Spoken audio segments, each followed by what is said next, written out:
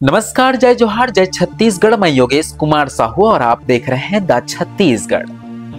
बालोद जिला न्यायालय के अतिरिक्त सत्र न्यायाधीश ताजुद्दीन आसिफ की अदालत ने दुष्कर्म के आरोपी दानेश्वर ठाकुर उर्फ गोद्दा 24 वर्ष को 10 साल की सजा सुनाई है। कोर्ट ने धारा 376 में 10 साल का श्रम कारावास और 1000 रुपए का जुर्माना, धारा 450 में 5 साल की सजा और 1000 जुर्माना, जबकि धारा 506 में 1 साल की सजा सुनाई है। शनिवार शाम 4 बजे मिली जानकारी के अनुसार 26 अक्टूबर 2023 की रात पीड़िता घर में सो रही थी। दरवाजा खुला था, तभी आरोपी दीवार फांदकर अंदर घुसा और उसका मुंह दबाकर जबरन दुष्कर्म किया। विरोध करने पर जान से मारने की धमकी दी। पीड़िता की शिकायत पर थाना गुंडरदेही में अपराध दर्ज हुआ।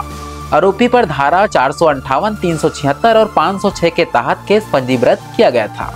आरोपी पर धारा 458, 376 और 506 के तहत केस पंजीबद्ध किया गया। जांच सहायक उप निरीक्षक लता तिवारी ने की। अतिरिक्त लोक अभियोजक सनत कुमार श्रीवास्तव ने पैरवी की।